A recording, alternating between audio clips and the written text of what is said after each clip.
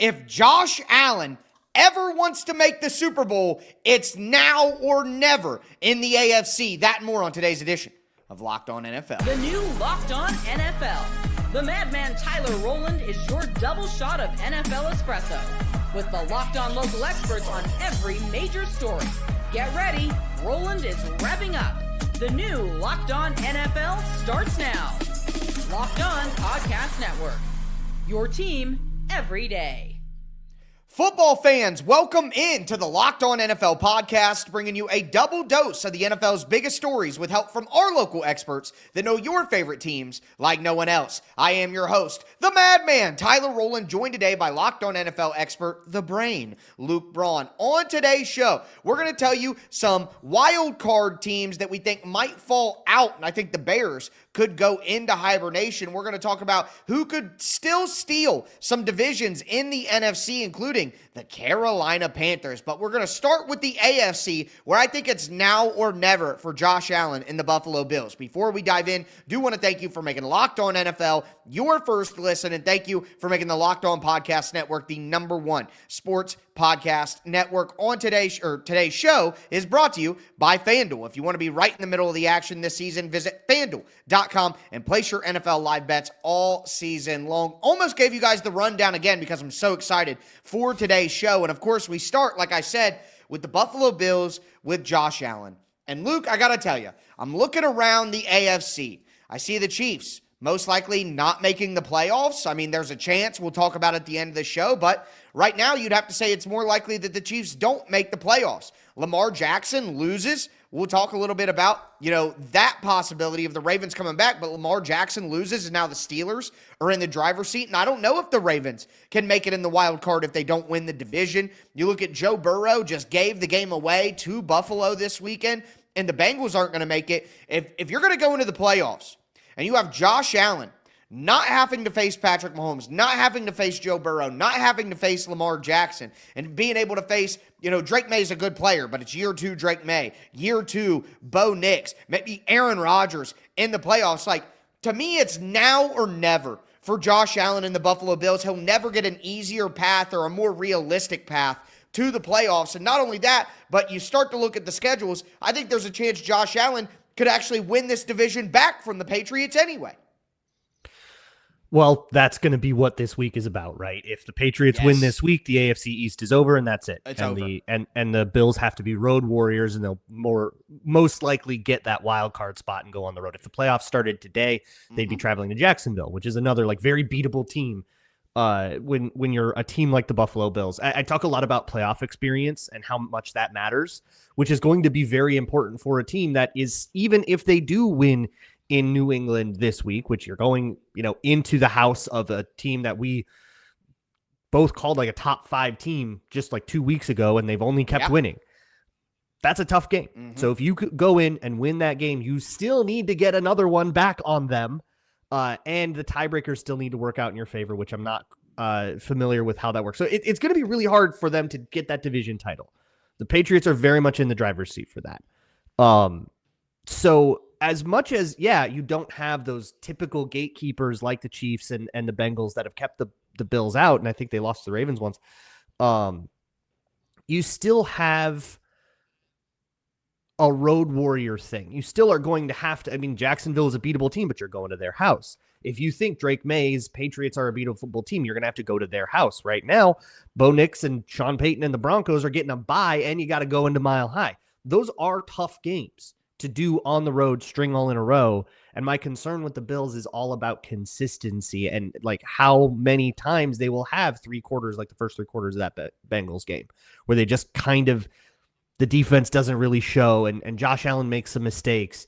And can they string together? They're going to have to get they need to win 7 of the last 8 games, including postseason, to win, at least to go win the Super Bowl. They're going to have to string together 4 in a row at the end, and they're probably going to have to win 3 of 4, including this crucial one. Yeah, but I think it's possible. I think you're right that it would be tough to go on the road and do it, but I trust Josh Allen more than I trust Bo Nix or Drake May at this stage, or Trevor Lawrence or Aaron Rodgers, or like, it may be difficult to go on the road and do it, but I feel like it's more plausible that he could do it with this group that he would have to go through than what it typically is in the AFC. And at the end of the day, Josh Allen inspires his teammates to be better. Maybe he can lift them up and over these teams, and that's something that they talked about on the Locked On Bills Squad show. So I think once again we're in championship mode. This is championship season. December starts it as you get ready to go into the playoffs. And again, a team that has a lot of question marks and a lot of people that are counting them out, and that's just more fuel for the fire when you start talking about Josh Allen. Whatever it is, and he is the apex competitor, man. That's what he does. He's an apex predator when it comes to this stuff. And just the mode that he switches into, and it's infectious too. I mean, you watch the other guys on the field when he makes those types of plays, how the energy rises on that sideline, the energy, goes up in the game. It's just infectious. And sometimes you watch him, and like today, there was a couple of plays, you're just speechless, man, what he does. I mean, some of the throws he makes and the pressure he has, he just leaves you speechless. He would be the best quarterback in the AFC. I have to believe that makes it a situation where it's, again, now or never for Josh Allen. If he can't get through Bo Nix and Trevor Lawrence and Drake May, and even if it's on the road, if he can't get through those guys, it's just never going to happen. We might be flirting with that discussion. I don't want to start predicting 2026 results in 2025 or anything like that. But yeah, no, this is as open as and flipped over as the AFC has ever been. Exactly. For sure. Yeah, but going on the road and going through no matter who it is, especially those defenses, that's really where it would become a task. But I got to believe that Josh Allen has it in him to do it. In the AFC, though, the other team that I'm looking at is the Baltimore Ravens. Can they come back?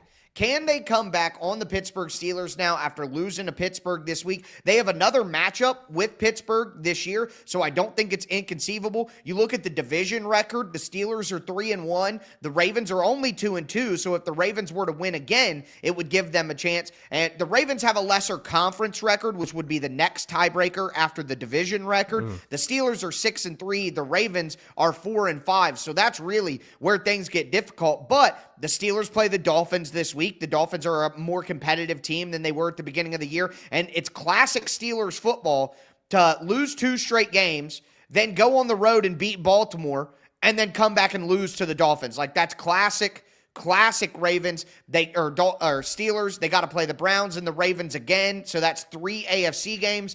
It is conceivable that if the Steelers were to lose to the Dolphins, that the Ravens could catch them in both of the tiebreakers and give themselves a shot to win this thing in the last week of the season. This could be the most important game. I think this is the only other one in the AFC I think there's a legit chance on. I think Denver's going to hold on, and I think Jacksonville is going to hold on, even though Houston is hot right now too.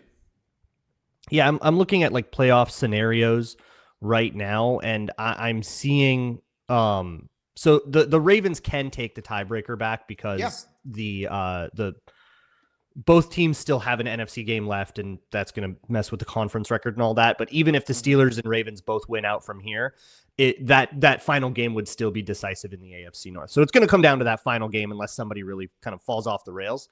Right. But man, they've just had so many moments, haven't they? The Ravens, they're 6-7. Yes. I mean, this is a team that has to reckon with that, just like the Chiefs do. Both of these teams at 6, they got losing records right now. This has been more than just a blip or a hiccup. They've lost more than they've won. Yep. With both of those teams, man, it's so hard for me to just write them off, and especially with the Ravens, who still very much have control of their own destiny in the AFC North.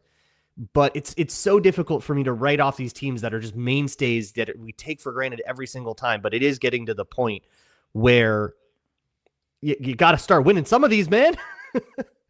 You got to get hot right now. But if the Ravens do find get hot and be that team that's getting hot at the right time, I would hate to see them in January. Oh, no, you're 100% right. And that's kind of where I'm at. These inexperienced quarterbacks that we've talked about, like Lawrence, playoff experience, like Lawrence, like Nix, like May, none of these guys want to see Lamar Jackson, Josh Allen, Patrick Mahomes in the playoffs. That you just don't, because they've been there before, and that matters. It absolutely matters. I I think that most of the teams in the AFC actually do hold on to their division. But again, I think Buffalo has a chance here. And my overall point about Josh Allen is really a point about where the AFC playoff picture is at right now. And that includes the Chiefs being out. But we'll talk about the Chiefs. And they're not mathematically eliminated, even if I think that they are done for the year. But there's a lot of drama in the NFC as well. And the little Carolina Panthers that are in a great position to win their division. Do want to let you guys know that today's episode is brought to you by Mint Mobile. You know, there's no reason to let big wireless drain your wallet, especially during the holidays. Right now, Mint Mobile is running their best deal of the year. All of their unlimited plans are 50% off, and that means you can lock in 3, 6, or even 12 months of unlimited premium wireless for just $15 a month. It's the easiest way to take your overpriced phone bill and give it the full Scrooge treatment. It makes things even better just how simple Mint Mobile makes it to switch. No contracts, no nonsense, just real savings and real quality service. Turn your expensive wireless present into a huge wireless savings future by switching to Mint. Shop Mint Unlimited plans at mintmobile.com/LockedOnNFL. That's mintmobile.com/LockedOnNFL. Limited time offer, upfront payment of $45 for 3 months, $90 for 6 months, or $180 for 12 months. Plan required, $15 per month equivalent. Taxes and fees, initial plan term only. Greater than 35 gigabytes may slow when network is busy. Capable device required. Availability, speed, and coverage vary. See mintmobile.com for details. All right, Luke, let's continue today's edition of Locked On NFL. We're looking at the NFL playoff picture. It's now or never for Josh Allen in the current AFC, but I want to look over to the NFC and talk about some teams that could potentially take the division lead back, and I have to start in the NFC South. So the Tampa Bay Buccaneers currently lead the division by tiebreaker, but I don't know that that is going to stay, okay, because they're pretty much tied on everything. The division records are both 2-1. There are 2 more games the rest of the season between the Tampa Bay Buccaneers and the Carolina Panthers, and as my guy Julian Council from Locked On Panthers said, the season is open for the Panthers to take it. 4 games remain here in the regular season of the 2025 NFL season for your Carolina Panthers. New Orleans this weekend down there in the Big Easy, then home against Tampa and against Seattle, and then a Week 18 matchup that potentially, depending upon how the next 3 weeks play out, could be played in primetime, Sunday night football, maybe for Carolina and Tampa with the NFC South division title on the line. The hope is it won't take until Week 18 for the Panthers. They could have this thing wrapped up by next Sunday. I mean, they are in a great spot. And with Tampa Bay coming off a loss to the freaking Saints, like, you can't trust Tampa Bay at all right now. They have completely fallen off the map. The Panthers are in a good spot. They believe in themselves. I think the Panthers can get in here. Look, the Panthers took an ugly loss to the Saints too. I see it. That's true. I'm struggling to find like differentiating factors, except maybe what these two teams did against the Rams, where the Rams really blew out the Buccaneers and the Panthers actually found a way to win there at home. And that one really gives you a lot of belief. But after really deep diving Bryce Young over the last 3 years, which I did for a piece over at Wide Left Out Football, I still don't think this guy is as fixed as they're hot, but not fixed. Right. And I think of all the teams that can kind of expose what is still wrong, make you really realize, hey, your secrets are not secret anymore. It's a divisional team with a history of good defense. And I feel like that's going to be the kind of final exam for, is Bryce Young really truly the guy for the Carolina Panthers? Can we afford to stick by him for the 3-4 years it's going to take him to really blossom into the guy he was supposed to be? If he can, sweep Tampa, get the division, get in the playoffs, now it's your division. Okay, right? Like that, then to overcome that challenge, these guys know you very well, and they know all of your flaws. They know what you can and can't still do. They're going to flip on the tape, and they're going to see that he's still not going to get his hips around the right way, that he still has to kind of jump to throw a little bit, especially when the throwing lane isn't there. They're going to see, and it's going to take a lot of power. They're going to see all that. They're going to learn what routes they can jump. They're going to learn where they can and can't blitz from without being worried about getting beat over the top because Bryce Young can't get his body aligned over there and throw an accurate pass. That's all still happening, just like it did his rookie year. So I feel... Look, the Panthers are home underdogs in that game right now on FanDuel. It's a week out, so there's a lot that can change. Right. But they're 2.5-point home dogs. I think that's very much appropriate, and it's going to be even harder to go into Tampa and win that last game. So I'm still leaning toward the Buccaneers, but at the end of the day, this really feels like the sweepstakes for who gets to get dismantled by the Seahawks in the first half of the wild card round. Yeah, I feel very confident about the Seahawks as a football team, whether it's or the Rams. They're tied. That's another one. We'll get there for sure. But I'm with you there that Bryce Young has not answered the bell of, hey, we know this is a franchise quarterback going forward. But can I say this, Luke? And this is something a little home cooking. But I remember the Tennessee Titans with Marcus Mariota, as they tried to call him all of a sudden out of nowhere on Sunday Night Football or the primetime game the other day. But regardless, Marcus Mariota for the Titans came in 2015. They were terrible. They had the number 2 overall pick. They get the number 1 pick the next year. They're terrible. Marcus Mariota wins a playoff game for the Titans for the first time in a decade in 2017, where he throws the football to himself and he catches it and dives in against the Chiefs, and they come back on the Chiefs after Travis Kelce got knocked out with a concussion. The Chiefs were dominating 21-3 before that. But anyway, Marcus Mariota didn't work out for the Titans. He wasn't the franchise quarterback they needed. Ultimately, they replace him with Ryan Tannehill and have the second best version of the Titans that the franchise has ever had. Not just home cooking for no reason. My point is this. What the Panthers are doing right now is they're building up a good roster that doesn't need Bryce Young to be incredible. They don't need Bryce Young to be an elite quarterback for them to win football games because they're building up the roster around him. And I think there's a chance that even if Bryce Young isn't the guy, we get to the end of next season and the Panthers know that Bryce Young isn't the guy, but the roster is good enough to where they can go out and get the guy and put him in and be competitive right away. So, it's just something that's been on my mind lately is that, hey, you take a quarterback high in the draft, maybe it doesn't work out, but it gives you time to build up the roster because the expectations are low with a young quarterback. And maybe if you do the rest of the stuff right, by the time that you figure out the quarterback isn't the answer, you have built up the roster enough to where you can just plop in an actual good quarterback and you're ready to go ride and be competitive and make noise. It's not exactly what Panthers fans want to hear, but it is somewhat of a light in the dark situation where they are building a better roster than what they had that made them bad enough to be able to need a number 1 quarterback like that. So I think what's the strength of the Panthers right now and gives them a chance to win the division is the rest of their roster and their run game and their O-line and how their defense is taking steps forward. And I think all that is exciting, even if Bryce Young still maybe hasn't answered the question of is he the guy or not yet. Yeah, long-term, I don't think that's crazy at all. Whether Panthers fans are attached to Bryce Young or not, if you told them, hey, you're going to win 13 games in 2 years, but you're going to have a different guy at quarterback, I think every single one of them would be like, sign me up, right? And if that's what they're building toward, then great. In the short term, though, in the right now, I'm curious to see exactly what the Bucs bring to that game.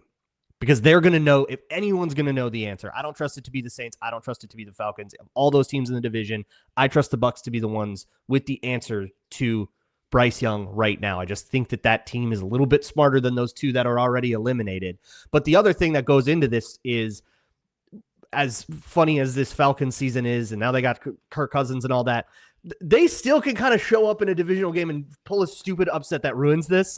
It's always the way that things are in the division, even with, total blunder teams. So you're not out of the woods yet, but it is difficult to see this not coming down to the last week. Anybody in the NFC South can beat anybody in the NFC South. That's where I'm at. I would say that about every division. 100% every time. And I mean, this week Carolina plays in New Orleans. Although Carolina just beat the Rams, I'm sorry, I am not convinced that they're going to go into New Orleans and win. The Saints are playing a little bit better football. Yeah, Tyler Shuck figuring stuff out. Yeah, sure. Literally showing some things. So on the road in the division, it's always tough, even if it's the number 1 overall pick team. Yeah, I don't trust either of these teams to have smooth sailing and close out the division anytime soon. Going to be fun to watch going forward. But you look in the NFC outside of the South. You have the Seahawks, who are 10-3, with the Rams 10-3. That could swing either way. Those teams could go either way again. You have the Bears and the Packers 9-3-1 to 9-4. I mean, the Lions are still there 8-5. The Eagles now 8-5. Dallas still hanging around at 6-1. Out of all of these divisions in the NFC, yeah, the Panthers probably have the best chance to overtake the Buccaneers as things look. But is there any other division that stands out to you as, hey, I think that team could catch the team in the lead? I mean, we got to talk about the NFC West and the Seahawks and the Rams, right? Yeah.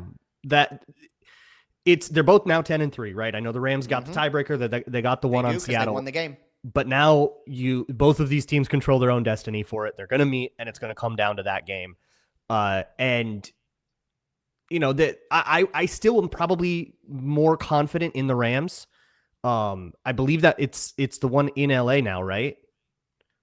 Or no, that was the one. No, it's going to be in Seattle in 2 weeks. That helps. Yep. I still just feel like the Rams have a little bit less, or a little bit more consistency, even though the Seahawks have much more explosiveness. I saw a ridiculous stat on the broadcast of one of these games where they have like 4 30-plus point halves, and that hasn't happened since 19 whatever.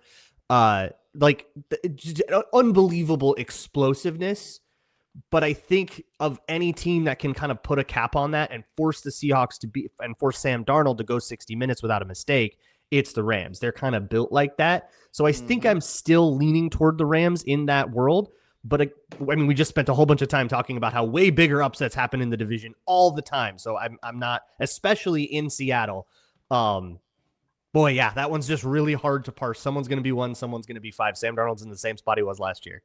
It's the next 2 weeks is going to decide the NFC West, in my opinion, and that's good news for Seattle. They get to play at home against the Colts with 44-year-old Phillip Rivers this week, and then they get to stay at home and host the Rams, whereas the Rams have to play the Lions this week and then go on the road against Seattle. The final 2 games of the year are at the Falcons and the Cardinals for the Rams. I have full faith that the Rams will put those teams away, but then the Seahawks finish at Panthers, at 49ers. So to me, it's a tougher last 2 games for the Seahawks and an easier next 2 games for the Seahawks. So if the Seahawks are going to do it, they got to win the next 2 weeks and have the Rams lose the next 2 weeks. And I think that would get it done for them. But we got to talk about the teams in the wild card as well, because there is a team specifically in the Kansas City Chiefs that is sitting on the outside, and it's hard to believe that they're done, but it's going to be tough for them to come back. Whereas the Chicago Bears, who were just leading their division and number 1 in the NFC last week, might actually fall out of the playoffs if they aren't careful. Do want to let you guys know that today's episode is brought to you by FanDuel Sportsbook. NFL Sundays move fast. You got to keep your head on a swivel because one big play and suddenly everything feels different. That's what makes live betting with FanDuel so exciting. You're not just watching the game, you're reacting to it in real time. With FanDuel, you can place bets as the action unfolds, every drive, every momentum swing, every highlight moment. Live betting is best when the game starts to shift. A receiver gets hot, a defense tightens up, or the momentum flips after a turnover. FanDuel lets you jump into the moment. Live spreads and money lines that adjust instantly. Player props that update as guys heat up. You can bet the next touchdown score, drive results, totals, and more. It keeps you locked into every snap, every drive, every possibility. So if you want to be right in the middle of the action this season, visit FanDuel.com and place your NFL live bets all season long. It's FanDuel. The game moves fast, and so can you. All right, Luke, let's cap off today's edition of Locked On NFL. Talked about Josh Allen in the AFC. It's now or never. Talked about some of the division leads in the NFC, but now we want to move to the wild card. And I'm looking at things, and I had the Chicago Bears making the playoffs this year. I want to be right about that, Luke, but I have to tell you, I am worried. You look at the standings this morning, the Bears have fallen from the number 1 seed in the conference all the way down to the 7 seed in the conference. They're 9-4 right now. They're 1-3 in their division. They have a 6-3 conference record, which is pretty solid.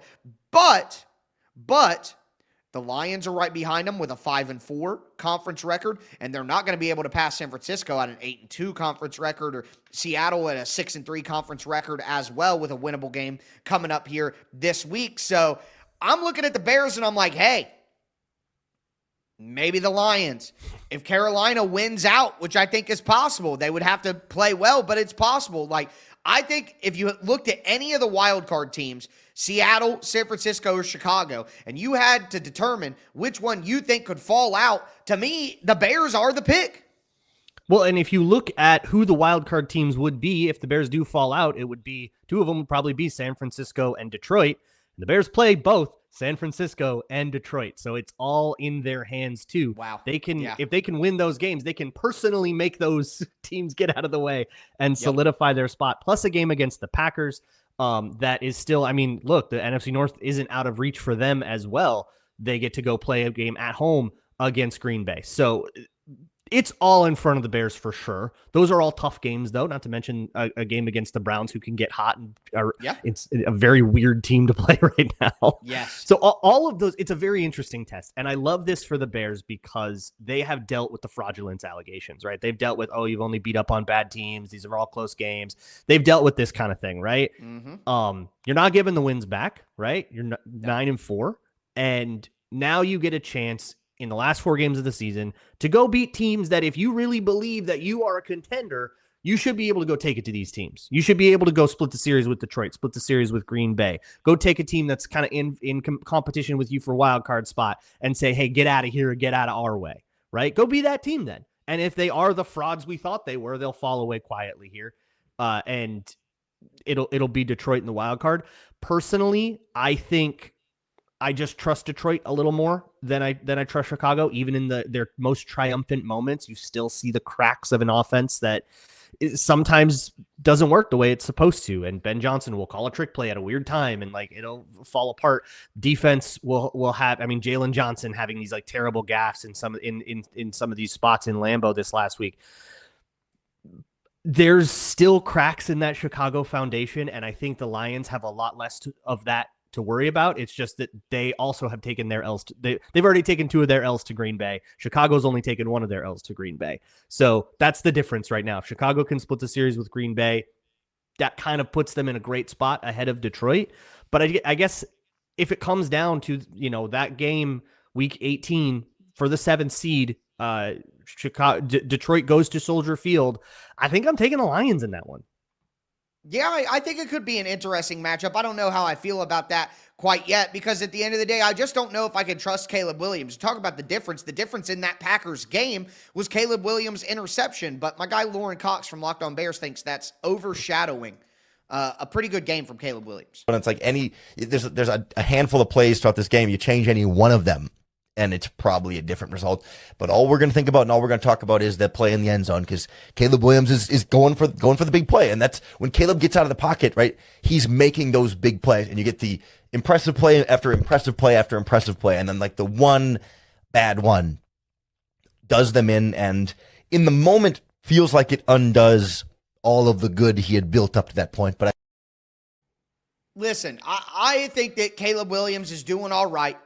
He's not as good as maybe Bears fans would have hoped consistently, but he's had some good clutch moments. But at the end of the day, I just don't trust him yet. So if I'm going to pick a team to fall out, I'm going to pick the Bears, because Caleb Williams is primed to make a strange decision like that. Like, Ben Johnson coaches like he's scared to death of Caleb Williams. That's still a thing. That's still a thing. And Caleb Williams, I wish I could think of the stat. It's like outside of the pocket, something like that. He's only completing at a certain percent when he throws instead of scrambles. When he runs, when he gets outside of the pocket, it's really, really good. But when he's been throwing outside, all he does is throw those fastballs down the sideline that guys can barely catch. And it's just like, I love the playmaking ability. I think that can matter. But right now, I don't trust him. I think if I had to choose right now, I would take the Lions to win that game over the Bears, even though I would prefer if the Bears won it. Yeah, and an interesting thing about that interception at the end, it was the same play call that the Bears scored a touchdown on the previous week in Philadelphia. So it's worked for them for sure. And it's something that Caleb has shown that he can do, but can he do it every time, or is he going to leave it short and throw a really nasty interception? He's just got to play a little faster. That's the thing that I have always seen with Caleb Williams, is that everything, I mean, coming out, like his dropbacks and everything was like very slow, and it would cause stuff to fall behind, and then he'd have to go scramble because the timing of the play didn't work. In a college world, your margins are a lot wider, so it was okay. And then in the NFL, it sped up a lot. It struggled last year. And I think he's getting closer with that. This is a very much an improved Caleb Williams from, obviously, there was a lot of disaster going on last year with Eberflus. But yeah, you're right. It is still a work in progress, and he's a year 2 QB. That's okay. It has to be okay. Yep. Even if you crowned him the golden boy before before he was halfway through his last year in college, it's okay that he needed a little time in the NFL to kind of get up to speed. But that's going to be really tough because he doesn't have time to get up to speed. The division's going to be decided in like 20 years. Yeah, he doesn't really have time. I do want to circle back to one thing with the NFC South. I misspoke. The other games for the Panthers and Buccaneers do not matter. It is going to come down to those two. If those are a sweep, it only matters if they split. Oh, okay. Okay. Well, listen, tie-breaking math and strength of victory and common opponents and all. Mm-hmm. Listen, that's why these people put big algorithms out on websites so you could go check all the machinations of what happens with this and the percentages. It's a hard math to keep up. And look, me and Luke, athletes, not mathletes. That's just the way that it goes. But speaking of math, you look at Kansas City, quick math that I can do. If Kansas City wins out their last 4 games, they'll be 10-7. They play the Chargers, who looked very shaky against the Eagles, even though they won with that offensive line. Then they play the Titans. Then they play the Broncos, who, I mean, they could have the number 1 seed wrapped up by then, potentially in prime time on Christmas night. Then they finish at the Raiders, which is a win. If Kansas City wins all 4 of those games and they win out and they go 10-7, do you think they're still screwed, or which team do you think could fall out between the Chargers, Buffalo, and Houston? I could see Houston. I love that defense so much, but you can see, them having some kind of offensive explosion that wastes a great defensive game. Those plays are always there. The Chargers always have the bozo in them. Even the Bills have a little bozo in them, but that would be pretty surprising. I think for me, the Chiefs are to a place now where they need to kind of prove something. It's the same thing with the Ravens. Like, you have now lost more benefit of the doubt. Figure it out. And you've lost to the Broncos once. Go show you can beat the Broncos. They're the ones leading conference, leading the division right now. That's also a defense that's been really tight. Go show that you can be the team that knows how to beat the Broncos, just like you've been for the last half a decade. And if they can't win that game, it's over. And they probably have to win out all of their games, right? Like you said. Oh, yeah. They got to win out. Yeah. To get into the wild card. But I am looking at, other teams in that spot that are only, a couple of games ahead of them. So if they can win, especially some of those easier games like the Raiders, if they can win that, it will start to put pressure on, say, the Chargers or so, who also have to play the Chiefs. So they can take one off the Chiefs, take one off the Broncos, or take one off the Chargers, take one off the Broncos. You can do it. But they have to find a consistency that they haven't had this year. So I'm starting to think this might be the time, man. Like, which is wild because I think like the playoff probability stuff is like, they've got like a 10% chance. And I'm sitting over here like, I'm starting to worry if this is maybe a problem. But like, that's just the way it is going to be with the Chiefs. And I'm totally fine being the last one on the train. No, I get what you're saying there. I still think that they don't make it in, but I will tell you, if somebody falls out, it's the Chargers, because they're at Kansas City this week. They lose that game. Then they're at Dallas. Dallas could win that game against this Chargers group with their offensive line banged up. Then they play the Texans, and I'm sorry, but that Texans defensive line is going to destroy Justin Herbert's offensive line even more than Philly did. And then they finish at the Denver Broncos. That's a tough last month of games for the Chargers. So if the Chiefs get in, I think it's the Chargers that fall out because they go 0-4, the Chiefs go 4-0, and that's how it would play out. Although I don't think ultimately that happens. That is the path for Kansas City. But with that being said, that's going to do it for today's edition of Locked On NFL. I am your host, the Madman Tyler Rowland, for my co-host, the Brain Luke Braun, as we tell you every episode. Thanks for tuning in, and stay safe out there.